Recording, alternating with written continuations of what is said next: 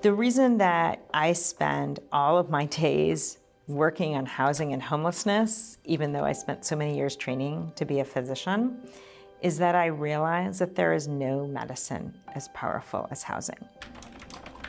Dr. Margot Kuchel is a professor of medicine at the University of California, San Francisco. That's where she directs the Benioff Homelessness and Housing Initiative. People have this idea that people experiencing homelessness are rushing into whatever city they're talking about. People in Nashville are convinced that people are coming from other places. People in San Francisco are convinced it's not true. In general, people become homeless near where they live when they're homeless. But the opposite is true. Lots of non-homeless people have rushed over the last decade or two into San Francisco.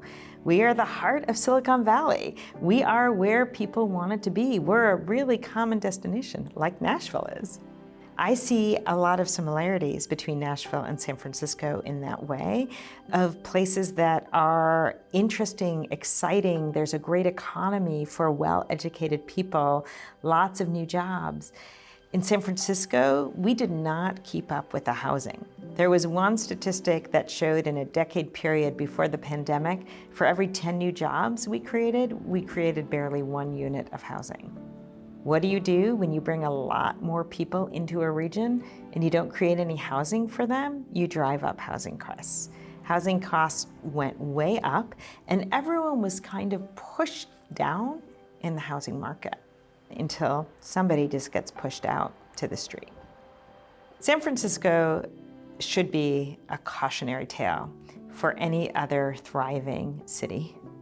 It's great to have great jobs. It's great to have people want to live there. That's terrific, but you need to create the housing for everybody. Seniors who've spent their entire lives in San Francisco and Nashville shouldn't be forced out. You need to be sure that you are creating the housing not only for all the educated workers who need to come in, you also need to create and sustain the housing for the full spectrum of people.